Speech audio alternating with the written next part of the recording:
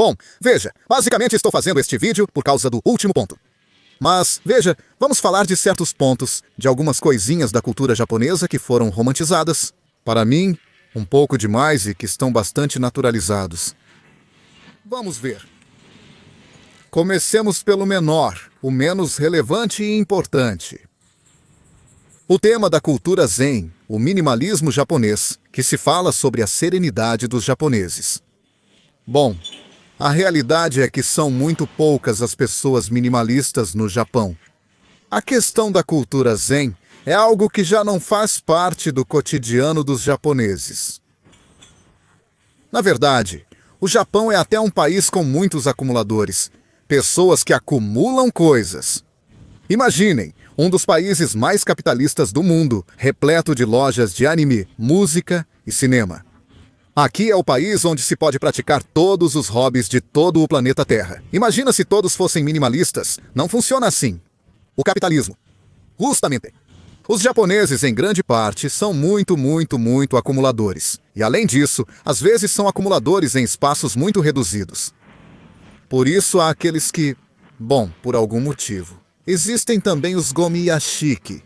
Como já mencionei, são os acumuladores de lixo. E existem os acumuladores comuns. E existem os acumuladores comuns que são de... Acumuladores de porcaria, de hobbies. Os japoneses acumulam muito. Apesar de tanto se falar sobre cultura zen e minimalismo. Tipo, eu digo não é a realidade, não é assim. Os japoneses não são zen. Os japoneses não são minimalistas. E isso é algo que quero que vocês tenham em mente. Olha, isso também é uma coisa boba, algo pequeno.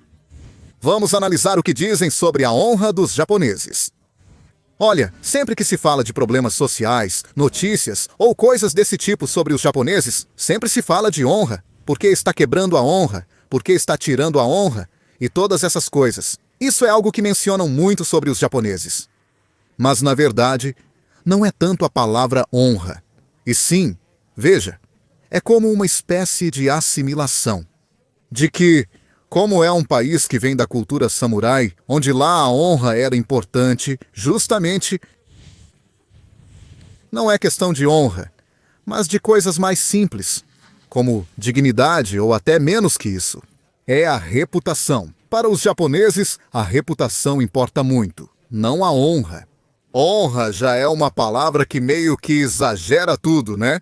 É como se só de usar a palavra honra, dizer honrado. Parece que tudo já fica muito mais pesado, mais intenso, mais forte, mais samurai. Tudo fica assim, né? E isso justamente é outra parte. Um exemplo é a romantização da cultura japonesa. Outra é a questão da comida saudável, que dizem que os japoneses comem tudo saudável. Mas olha, sim e não. Que é um dos países com maior expectativa de vida do mundo? Sim. A alimentação importa? Sim.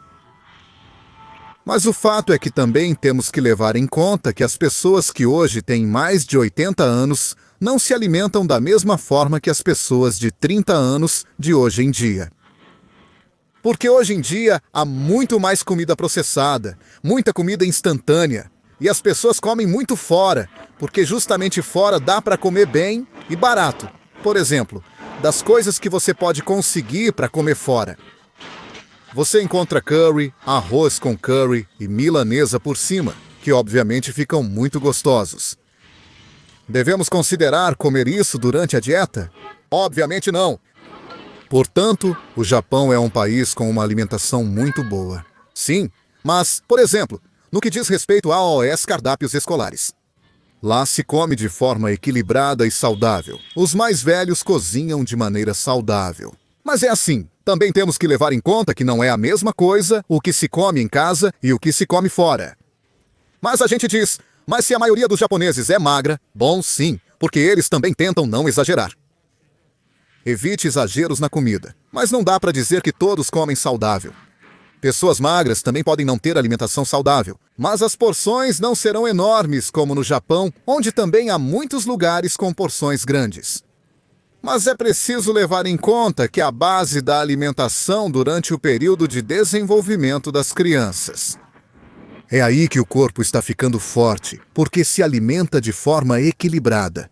Uma vez adultos, talvez, se não se alimenta o suficiente. Se por acaso não se alimenta tão bem quanto um americano, talvez coma a mesma coisa, mas os corpos reagem diferente, porque o japonês talvez tenha, não sei, os órgãos um pouco melhores. Não sei explicar. Pergunte a um médico. Mas, basicamente, os japoneses são criados, têm uma boa alimentação, mas depois o que comem pode ser pura porcaria. Muito, muito instantâneo. Especialmente as pessoas solteiras. Os que moram sozinhos se alimentam de qualquer coisa, não necessariamente saudável. Por aí, os que têm mais sorte de comer bem são aqueles que têm uma dona de casa. Em casa, alguém que prepare comida e que pense um pouco mais no que é. Algo balanceado, algo que também se ajuste à economia da casa, etc. Isso é algo que converso com muitos. Em 50 anos, será o ano da expectativa de vida. Não será tão alto, pois hoje em dia as pessoas aqui comem muita porcaria. Agora, os que são um pouco mais velhos, já dissemos que os primeiros eram coisinhas bobas. Faltam dois, os quais quero explicar um pouco mais. Uma é o tema do Ikigai, que está muito romantizado na cultura japonesa. O tema do significado da palavra Ikigai. Agora, o que é Ikigai? Basicamente é a razão de viver, que é a forma mais simples de explicar. Seria a tradução mais literal da palavra, a razão de viver. O fato é que houve um livro que falava sobre a palavra Ikigai, e que é um dos livros mais traduzidos para vários idiomas em todo o mundo. Um best-seller muito grande, um grande sucesso, porque é como aqueles livros de autoajuda, livros positivos, é como ler um livro sobre cultura zen. O fato é que, segundo o livro, veja bem, eu não li o livro, não estou dizendo que o livro seja ruim, mas basicamente no livro se aprofunda o tema de que Ikigai resume algumas coisas. O que a gente ama fazer, ou que seja uma paixão, somado ao que a gente faz bem, como um talento junto com o que o mundo precisa, que seria como uma missão, e pelo que possam te pagar. Ou seja, uma profissão, pelo que possam te pagar, não que necessariamente seja algo pago, mas, enfim, basicamente seria juntar paixão, talento, propósito e profissão. O fato é que a palavra Ikigai é uma palavra super comum e normal, que nem se usa tanto assim. Mas jamais se... Não é uma palavra que as pessoas analisem profundamente, necessariamente. Veja, assim como a Ikigai, também existe Yarigai. Por exemplo, Yarigai, minha esposa, como nos últimos anos, mudou muito de trabalho. Tinha empregos que ela deixava porque não tinha Yarigai. Ou seja, ela não via incentivo, ou não se sentia apaixonada por fazer o trabalho. Ou seja, basicamente, ela não estava motivada. Por exemplo, meus sogros tinham um cachorrinho que faleceu. Minha esposa dizia que, por exemplo, ter um animal de estimação lhe dava um Ikigai. Porque o Ikigai basicamente resume uma razão para viver, algo pelo qual continuar em frente. Digamos, por exemplo, para muitos, um Ikigai pode ser para muitos japoneses da terceira idade, um Ikigai é uma colheita. Mas, veja, o Ikigai é muito mais utilizado para pessoas mais velhas, porque justamente uma pessoa um pouco mais jovem pode ter filhos pequenos e tem um Ikigai. Como algo já bastante normalizado, naturalizado, que é uma razão para viver. São os filhos ou o parceiro, ou justamente ser útil na sociedade com o trabalho, digamos. Uma razão para viver é simplesmente isso. E isso se aprofunda bastante. E a questão é que, justamente, se você conversa com um japonês, ninguém vai falar de forma profunda sobre o que é o Ikigai, né? Mas, enfim, justamente para uma pessoa de terceira idade, uma colheita é um Ikigai. Porque justamente precisa, não necessariamente precisa, que justamente Não é que tenha que juntar obrigatoriamente o talento com isso, com aquilo, mas sim que é um ikigai, porque simplesmente tem um motivo para levantar todos os dias. É como um trabalho, ganhar muito ou pouco, não é o importante, mas sim que faz, porque o mantém ocupado, né? Justamente um animal de estimação também é um ikigai, porque é isso que te dá um pouco de responsabilidade de cuidar do animal de estimação, que é preciso alimentar e cuidar das necessidades dele. Portanto, ikigai é uma palavra que é mais cotidiana e não é algo para se aprofundar tanto. Como disse, não li o livro, não afirmo que seja ruim, mas fez muito sucesso. E tem muita gente que pensa na palavra ikigai como algo, nossa não, porque o ikigai dos japoneses. E não. É como, sei lá, pensar no Bushido, né? Dos samurais, que são as regras dos samurais. Não todos os samurais seguiam à risca toda a questão da honra dos samurais, né? E isso é muito mais tradicionalista, mas enfim, mais do que tudo. Ainda não é tão assim. Agora, a última que eu tenho para este vídeo, que basicamente foi o motivo pelo qual eu fiz o vídeo e o resto foi uma desculpa. O uso da palavra umami. Sim, senhor, a palavra umami, uma das palavras mais mal utilizadas. Na minha opinião pessoal, é uma das palavras mais mal utilizadas do idioma japonês, que recebe mais relevância do que merece, do que deveria receber. Para quem não sabe, o umami é considerado um dos 5 sabores. Tem o doce, salgado, ácido, amargo e o umami, algo assim. E às vezes você encontra gráficos que mostram que a língua sente o doce nessa parte, o salgado ali, e o umami está nessa parte aqui. Impossível de checar para uma pessoa comum. Por que comecei a me irritar com essa palavra? Porque muitos comentavam sobre o umami. E da última vez que fui à Argentina, fui a um restaurante que era bem chique, fresco, de elite. Ou seja, de alto nível, estava tudo ótimo. Até que em um momento o chefe me diz, você consegue sentir o umami? E aí eu fiquei sem reação.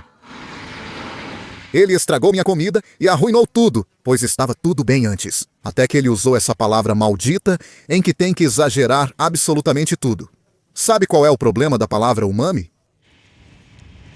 Uma é que ela dá um nível a uma conversa gastronômica. Olha, é como dizer, porque esse vinho tem corpo, e quem não entende de vinho, pergunta, e o que significa ter corpo? E claro, quando você come alguma coisa, diz, está muito gostoso. O umami, claro, mas você sabe o que é. Afinal, você parece um idiota num jantar sofisticado se não souber. Como assim não sente o umami? Que ignorância! Esse rapaz não tem paladar. Parece uma criança de 10 anos. Uma é essa. A outra é que, veja, o umami basicamente se resume a, veja, eu vou ler literalmente, porque assim vai ser melhor. Mas diz, o umami é um sabor profundo, arredondado e persistente que realça outros sabores. Nós o percebemos quando comemos alimentos ricos em glutamato, inosinato ou guanilato. Compostos naturais encontrados em vários alimentos.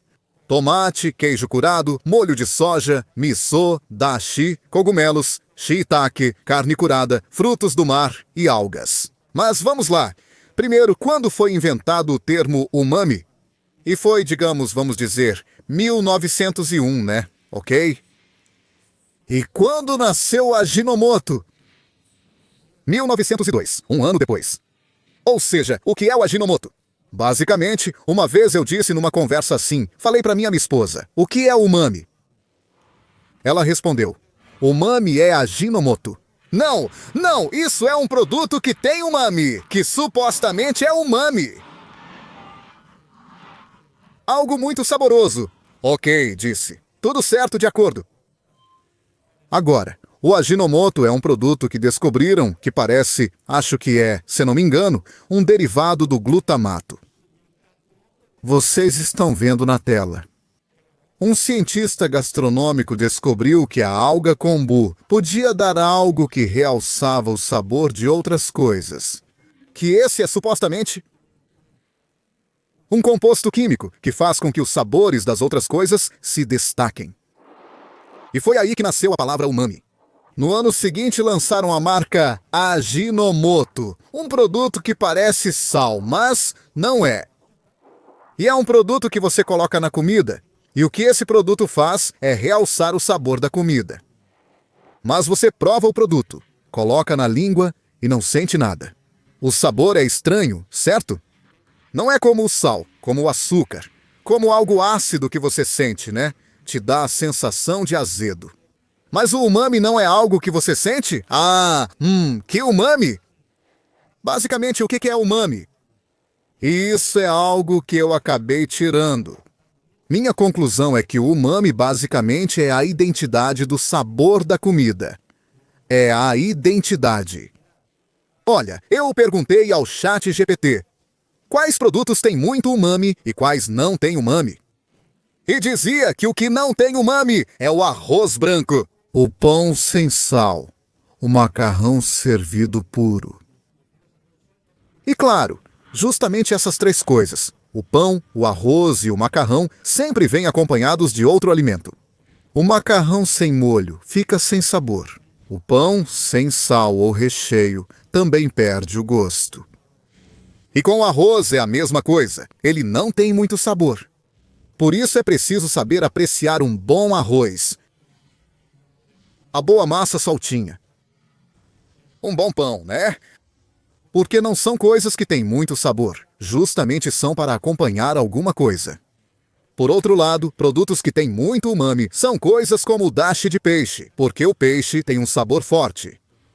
Ou o tomate, porque o tomate tem um sabor com muita identidade. Por isso é usado em molhos, tanto, né? Basicamente, um produto que tem muito umami é algo que tem muito sabor. Por exemplo, eu fui para a Itália e provei carne de lá e senti que a carne não tinha sabor, ou seja, faltava umami. Porque por mais que você coloque sal nessa carne, o único resultado é que ela vai ficar mais salgada. Agora, uma boa carne é quando ela tem gosto de carne. Mas não sei se está dando para entender o que estou explicando. Está entendendo, Jorge? Mais ou menos. O que não está dando para entender? O problema é que, para mim, é como sal. Mas para 2.0 sem sabor, realça os sabores. Essa é muito boa. Sal 2.0, porque justamente o que o sal faz é realçar o sabor, não é? Mas se você exagera, fica salgado, passa do ponto do sal. Já o umami não é. Veja, existe o Ajinomoto e produtos que fazem com que o sabor fique um pouco mais evidente, né? Olha, não sei como seria um produto com muito Ajinomoto. Não, porque o sabor de algo tem que ter um limite. Porque senão é infinito. O sabor é infinito. E claro, para isso eu pego uma fruta que tem pouco sabor, coloco Ajinomoto e agora sim a fruta vai ter sabor. Não, não é assim. Também olhem. Por exemplo, temos laranja, kiwi e limão. Desculpa por não ter as frutas naturais, mas dá na mesma. Os três são doces e ácidos. Mas como fazemos para saber? Ou como podemos diferenciar qual é qual? Qual é a laranja? Qual é o kiwi? Qual é o limão? Justamente a identidade do sabor. O umami é isso, a identidade do sabor. Esta laranja pode ter pouco sabor e ser muito ácida, como também pode ter mais umami, ou seja, ter o sabor de laranja bem marcado. E não necessariamente só ácido. O mesmo com qualquer outra fruta, com qualquer outra comida, com qualquer produto. O umami é isso, a identidade do sabor. Agora, os japoneses usam a palavra umami como ikigai. Digamos, sim, a palavra umami é usada. Mas, basicamente, os japoneses dizem que se sente o umami de... Agora, porque justamente o umami é dizer que algo realmente é gostoso. O sabor de um produto, né? Agora, Quando um chefe estrangeiro te pergunta, você consegue sentir o umami? Qual é o sabor do umami, amigo? Ou seja, umami indica que o sabor está bem evidente. Veja, por exemplo, o queijo Roquefort tem muito umami devido ao seu sabor forte. Agora, um queijo dietético não tem umami, não porque tenha menos sal, mas porque tem menos sabor de queijo. Basicamente, essa é a comparação entre algo com umami e sem umami. Vamos ver. Os cientistas saberão se faz sentido isso de ser um sabor a mais que a língua percebe, além do ácido, doce, amargo, salgado, né? Mas, no geral, para mim, foi simplesmente uma grande romantização de um termo muito romantizado, do tema da gastronomia japonesa. Veja, não digo que não mereça. Na verdade, penso o contrário. A gastronomia japonesa merece ter a fama que tem, porque é muito rica em tudo. Ou seja, tem de tudo a gastronomia japonesa. Mas isso de dar até... Perguntei ao chat GPT se o umami é usada para elevar conversas gastronômicas. E a resposta foi sim. A resposta foi sim, basicamente. A palavra ikigai também é bastante romantizada. O tema é o sentido de viver. E sim, eu dizia que romantiza. Os que entendem de gastronomia, obviamente vão dizer: "Ah, mas esse cara não sabe nada. Fala o que quer." Só por ter falado com o chat GPT. Tudo certo. Não quero prejudicar a carreira gastronômica de ninguém. Mas olha, por favor, parem de usar a palavra umami à toa. Aos chefes, por favor. Umami só significa algo que tem sabores realçados. Da mesma forma que vai ter gente que vai dizer: "Um vídeo só para explicar essa besteira." Sabe o que é? É que... Conversei com amigos. E na verdade, o tempo todo a gente ficava dizendo: "O que diabos é umami?" O tempo todo com outro amigo que entende do Japão e tudo mais. Falávamos sobre o umami. E no fim das contas, não chegávamos a conclusão nenhuma. Porque é um sabor realçado, que vem do Ajinomoto. Conheço o Ajinomoto desde pequeno, pois minha mãe usava em casa. Ela dizia que isso deixava o sabor mais forte. Que realçava o sabor, ponto. Agora eu teria que fazer um teste em casa, usando um produto, colocando... Vamos comparar pratos com muito Ajinomoto, exagero e sem Ajinomoto, para ver a diferença. Mas mesmo assim, não faz sentido para mim. Isso de ser esse outro sabor que o paladar, que a língua percebe. Um sabor a mais. É como o sexto sentido, ou pior, é como o sétimo sentido dos Cavaleiros do Zodíaco, galera. Que não conseguem sentir o cosmo? Como assim não conseguem sentir o cosmo? Um salve para você, sua família, seu pet e o vizinho mala.